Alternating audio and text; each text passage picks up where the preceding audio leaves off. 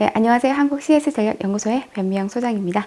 네, 저와 함께 이어서 10강부터 보도록 할게요. 자, 10강에서는 불만 고객 응대 기법부터 볼게요.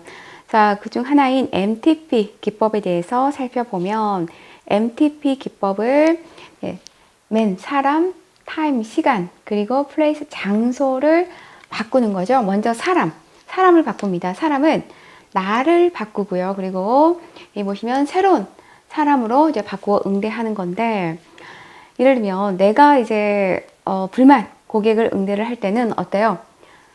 불만 고객을 응대하는 그 직원 스스로가 좀 바뀌어야 되겠죠. 근데 뭐가 바뀌어야 되느냐? 표정이 바뀌어야 됩니다. 최대한 진지한 표정으로 응대해야 되며 절대 웃으면 안 되겠죠. 그리고 고객을 존중하고 있다는 느낌을 주도록 해야 됩니다.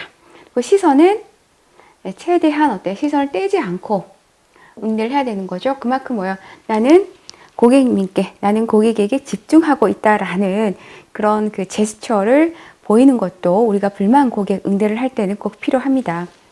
다음에 새로운 사람으로 바꾸는 거죠. 예를 들면 담당 직원에서 책임자로, 그리고 하급자에서 상급자로, 판매 사원에서 매니저로, 그리고 마지막으로 이제 성별을 바꾸는 거죠. 자, 여기 보시면 최대한 누구예요? 그죠? 권위가 있는 사람, 책임자. 예, 그 일을 뭔가 해결해 줄 수 있는 사람으로 바꾸는 거죠. 그러면 어때요? 우리가 불만 고객 응대할 때 보면 고객들이 접점에서 일선 직원에게는 계속 불만에 대해서 항의를 하다가 갑자기 팀장이 나온다거나 또는 관리자가 나오면 어때요? 확 수그러들죠. 이게 다 뭐예요? 그 사람이 가지고 있는 권위, 이런 것들, 또는 저 사람이면 내 문제를 해결해 줄 수 있겠구나라는 그 믿음이 더 생기게 되는 거죠. 그래서 이렇게 권위가 있는 사람으로 바꾸고, 그다음 성별, 만약 남자면 여자로, 여성이면 남성으로 이렇게 바꾸어서 응대를 합니다. 다음에 시간을 바꿉니다. 자, 시간. 그럼 시간은 어떻게 바꾸냐? 여기 보시면 최대한 이거는 이제 시간을, 자, 고객의 화난 감정을 누그러뜨리고 싶을 때는, 자, 마실 것을 권유하는 등 그 상황을 잠깐 끊어주는 거죠. 그러니까 시간을 늘려주는 거죠. 고객으로 하여금 그 불만스러운, 욱하는 화난 감정을 좀 더 누그러뜨릴 수 있는 그런 시간적 여유를 벌게 하는 거죠. 그리고 즉각적인 해결 방안을 제시하기보다는 이성적으로 생각할 수 있는 시간이 필요하다. 그래서 고객이 막 이렇게 화가 나고 있을 때는 최대한, 사람이 그렇잖아요. 감정이 본인이 막 화가 나면 어때요? 이성적으로 또는 객관적으로 그거를 상황 파악해서 판단하려고 하는 게 많이 부족하죠. 그럴 때는 최대한 고객에게도 좀 한숨 고를 수 있는 그런 시간적 여유를 두는 것도 필요하다. 그리고 이제 장소를 바꿉니다. 서비스 장소를 매장에서 사무실이나 소비자 상담실로 바꾸는 거죠. 또 이제 보통 고객들은 특징이 있어요. 화를 낼 때는 사람들이 많이 모여 있는 그런 그 곳에서 화를 내요. 왜? 고의적으로, 일부러, 또는 내가 이렇게 화를 내고 있는 거를 다른 고객들에게도 보여주기 위해서. 그러면 뭔가 좀 더 빨리 일 처리가 되지 않을까라는 생각 때문에 많은 사람들이 이렇게 모여 있는 곳에서 화를 냅니다. 그렇기 때문에, 자, 그런 경우에는 최대한 빨리 어때요? 그렇죠. 다른 조용한 곳으로 그 고객을 안내하는 게 필요합니다. 필요하고, 그럼으로써 다른 고객들에게는 피해가 가지 않도록 하는 게 필요하죠. 두 번째는 다른 장소로 이렇게 이동, 안내하면서 그 고객도 어때요? 좀 마음의 여유, 좀 한숨 돌릴, 감정을 좀 이렇게 추스릴 수 있는 그런 시간을 버는 거죠. 그렇기 때문에 이렇게 장소를 바꾼다. 매장에서 사무실이라던가 소비자 상담실로 바꾸어서 조용한 차를 이렇게 제공한다든지 이렇게 하는 게 좋겠죠. 그리고 조용한 장소에서 차분한 분위기를 좀 유지하도록 하는 게 필요합니다. 자, 이렇게 해서 이제 MTP 기법 알아봤고요. 그다음에 이제 서비스 실패에 대해서 한번 살펴보도록 할게요. 자, 서비스 실패. 자, 서비스 실패라는 거는 고객이 심각하게 떨어지는 서비스 결과를 경험하는 것을 의미를 하는데, 서비스 제공자가 인지하거나 인지하지 못한 고객의 모든 부정적 경험을 의미한다. 즉 서비스 실패라는 거는 인지한 실패만이 아니라 어때요? 인지하지 못한 뭔가 잠재되어 있는 것까지도 같이 우리가 포괄한다라고 보시면 돼요. 그래서 책임 소재와는 무관하게 서비스 과정이나 결과에 대하여 서비스를 경험한 고객이 두치 못한 감정을 가지는 거를 이제 서비스 실패라고 한다. 서비스 제공자가 인지하지 못하는 고객의 부정적 경험도, 네, 인지에 또 나오죠. 인지하지 못하는 고객의 부정적 경험도 기업에게는 중요한 부분이 될 수 있으므로 서비스 실패에 포함이 되어야 된다는 거죠. 자, 그러면 서비스 실패의 원인을 한번 살펴보면, 자, 이 부분은 시험에 매우 잘 출제가 되죠. 자, 먼저 이제 기업 측의 원인을 한번 볼게요. 자, 기업 측의 원인은 크게 제품 문제와 서비스 문제로 이제 나눌 수 있는데, 제품 문제라는 거는 말 그대로 제품이 가지고 있는 제품으로 나타나는 품질, 불량 또는 수리, 수선이 잘못되었을 때죠. 그리고 이제 서비스 문제는 무리한 판매를 권유했을 때, 무리하게 판매를 권유했을 때, 그리고 충분하지 않는 설명이라던가 의사소통 미숙 또는 교환, 환불, 지연, 약속 불이행, 서비스 프로세스 및 지원 시스템이 결여되었을 때, 또는 제품 관리가 소홀하게 되었을 때, 또는 원활하지 못한 내부 커뮤니케이션으로 인해서 이 서비스 실패가 가져오죠. 그리고 이제 친절하지 못했을 때, 또는 서비스 정신이 결여되었을 때, 그리고 고객 감정에 대한 배려가 부족하고 무성의한 태도를 보일 때, 그리고 단기간 이익에 집착했을 때, 이제 이러한 이유로 인해서 서비스 실패가 발생이 되고, 보통 우리가 그 서비스 실패 또는 컴플레인이 발생이 되는 거는 꼭 기업 측에 또는 서비스 제공자의 측면도 있지만 한 30% 정도는 이렇게 보여요. 고객 측의 원인도 이게 포함이 됩니다. 그러면 고객 측의 원인을 한번 살펴보면 너무 지나친 기대를 한 거죠. 기업에서는 당연히 그 실제적인 서비스 그리고 제품을 제공을 했는데도 불구하고 고객의 기대가 너무 높았기 때문에 나타나는 그런 실패, 그리고 고객의 성급한 결론 또는 제품, 상표, 매장, 회사에 대한 잘못된 인식으로 인해서도 종종 발생이 되죠. 그 고객의 고압적 자세라던가 감정적 반발 또는 고객의 기억 착오라던가 또는 독단적 해석으로 인한 오해 등으로도 발생이 되고요. 그리고 거래를 중단하거나 바꾸려는 심리 또는 고객의 심리적 오류, 이제 이런 것들 때문에도 발생이 된다. 그래서 여기서는 기업 측의 원인과 고객 측의 원인을 여러분들이 구별해서 좀 숙지를 하시면 돼요. 자, 그러면 서비스 회복. 자, 이렇게 서비스 실패가 되었을 경우는 어때요? 최대한 빠르게, 신속하게 우리가 서비스 회복을 해야 되는데, 자, 그럼 서비스 회복이 뭐냐 보면, 서비스 회복은 서비스 혹은 상품이 고객의 기대에 부응하지 못할 경우 불만족한 고객들을 불만족한 고객들 만족의 상태로 올려놓는 거죠.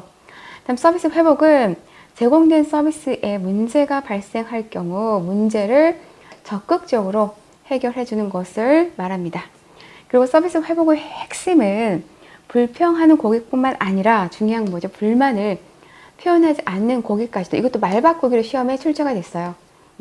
서비스 회복은 불평하는 고객만을 대상으로 해서 회복시켜주면 된다 했는데, 불만을 표현하지 않는 고객까지도 우리가 사전에 알아내어 문제점을 해결해 주는 거죠.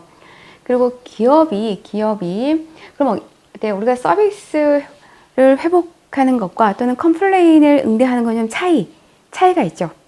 서비스 회복은 예를 들면 불만 고객 응대, 불만 해결은 불만을 불평하는 고객에 한해서 우리가 불만을 해결해 주지만, 서비스 회복이라는 거는 불만을 표현하지 않는 고객까지도 사전에 알아내서 불만을 해결해 주는 게 바로 이 서비스 회복이라는 거죠.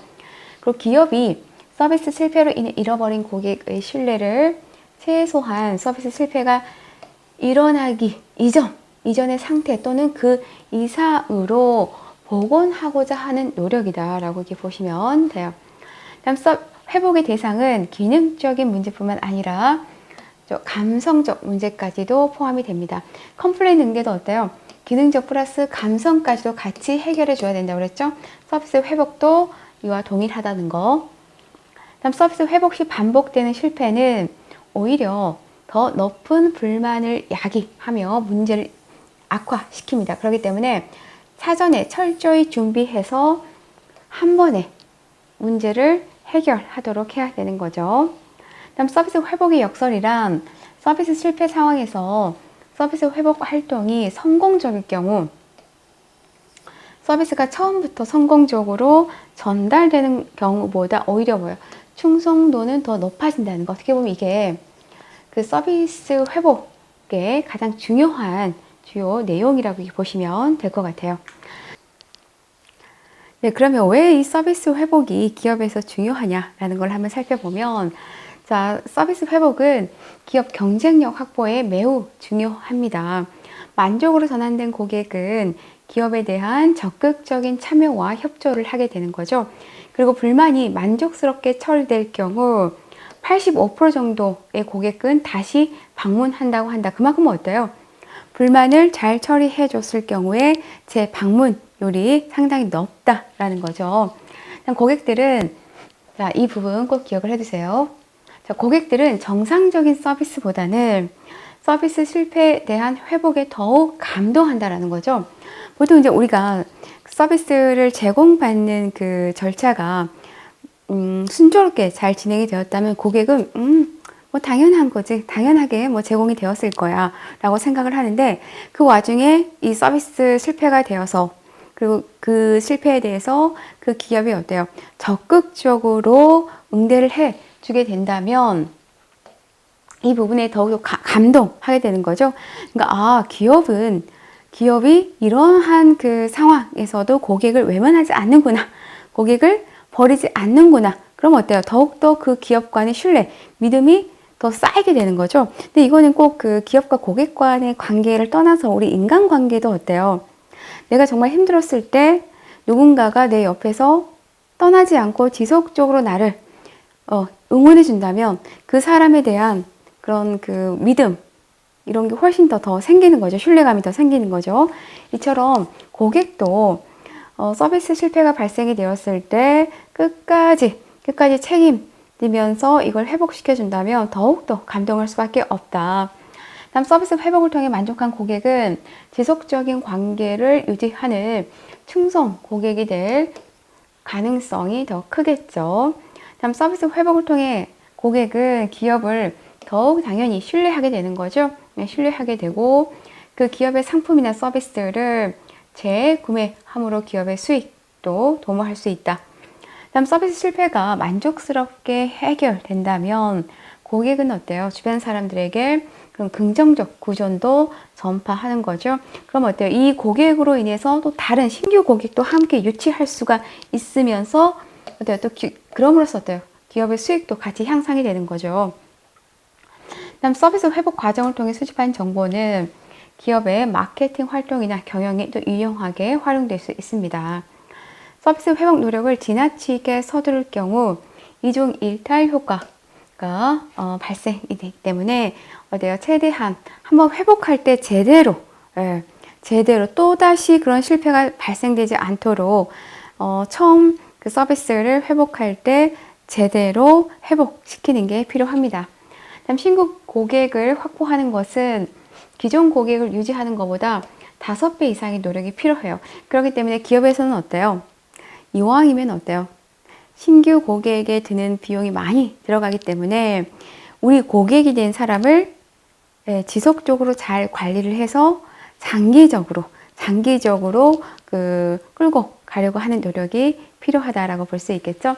자, 이렇게 해서 서비스 회복 중요성 같이 살펴봤어요. 제가 이번에 21년 10월 시험에도 이 서비스 회복에 대한 중요성이 그대로 이렇게 시험에 출제가 되었습니다. 다음은 우리가 서비스가 이제 실패가 되었을 때 어때요? 고객에게 적절한 보상을 해줘야 되는데, 그럼 보상 수준을 결정하는 데 있어서 이 3가지 요인에 따라서 결정이 돼요. 첫 번째는 기업 이미지.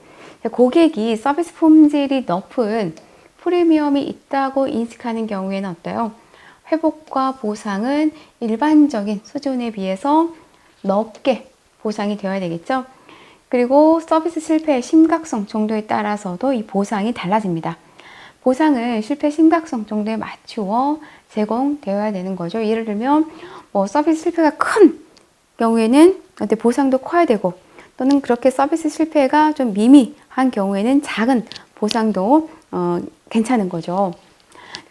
여기 보시면 지나치게 많은 보상은 비용 지출이 클 수밖에 없죠. 그리고 고객이 보상 동기에 대해서 또한 의심을 할 수 있기 때문에 이 서비스 실패에 맞추어서 적절한 보상이 이루어져야 됩니다.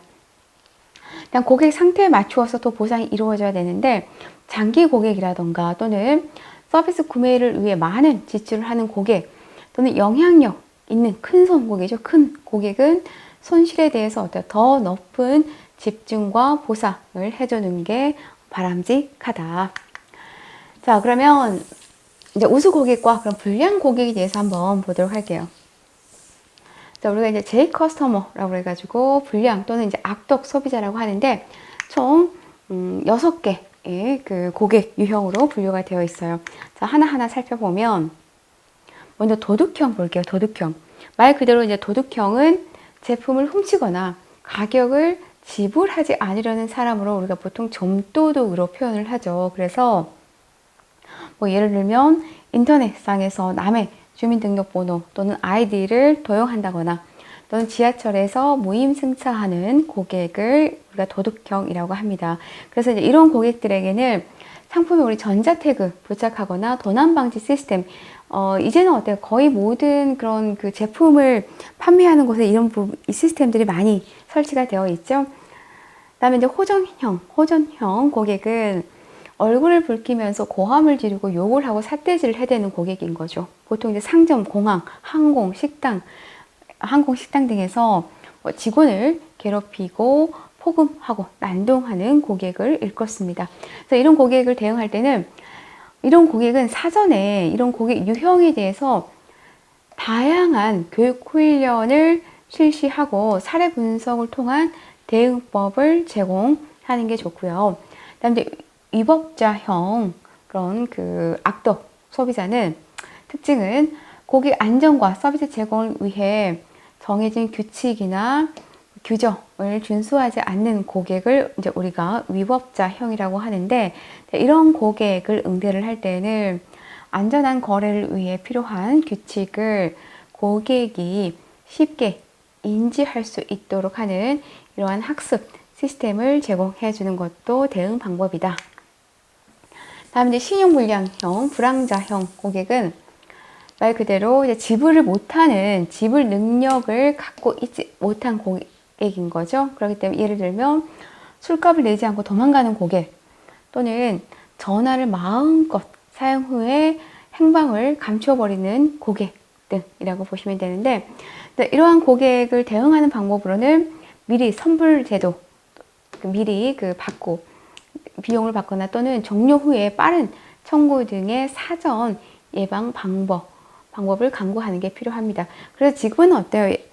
뭐 호텔이라던가 리조트 가면 다 카드를 이렇게 디파짓 해 놓죠. 자, 이런 부분들이 혹시 이런 신용 불량형, 투숙하고 또는 미니바 사용 엄청 먹고 그냥 가버리는 고객들 때문에 이제 우리가 카드를 미리 사전에 이렇게 디파짓을 해 놓습니다. 다음 내분형, 가정 싸움꾼형은 특징으로는 다른 고객에게 논쟁을 한다든지 불량한 태도로 기분을 상하게 하는 등의 행동을 하는 고객인데, 자, 이런 고객을 대응을 할 때는 최대한 그렇죠, 다른 고객에게 피해가 가지 않도록 분리하는 것이 필요해요. 우리 그 불만 고객 응대에서도 어때요? 고객들이 계속 다른 고객들이 있는데 거기서 소리를 지르거나 논쟁을 한다던가 이렇게 하면 어때요? 다른 고객들에게 피해가 가죠. 그래서 어때요? 빨리 다른 장소로 옮기는 게 매우 또 중요하다고 할 수 있어요. 그래서 다른 고객에게 피해가지 않도록 분리하는 것이 중요하고요. 서비스 접점 관리자나 지원부서 직원이 내분형을 응대할 수 있는 그런 응급 대응 프로그램을 또 준비하는 것도 필요합니다. 마지막으로 이제 파괴자형은 말 그대로 기업의 서비스, 시설, 장비 이런 것들을 파괴하는 아주 불리한 고객인 거죠. 그래서 이제 이런 고객 같은 경우는 대응하기 위해서는 CCTV를 설치 시 현장이 녹음되고 있다는 것을 좀 알려주는 게 필요해요. 그러면 어때요? 아무래도 고객이 그걸 인지하고 있으면 이런 것들을 좀 더 행동을 삼가하겠죠. 그리고 CCTV를 통한 확실한 증거를 통해서 보통 이제 이런 파괴자형들은 어때요? 뭐 서비스 회복보다는 대부분 이제 법적 처리, 법적 처리로 이렇게 확대가 되죠. 가겠죠. 자, 이렇게 해서 우리가 제 커스터머의 종류와 특징, 대응법에 대해서 한번 살펴보았습니다. 네, 수고 많으셨습니다.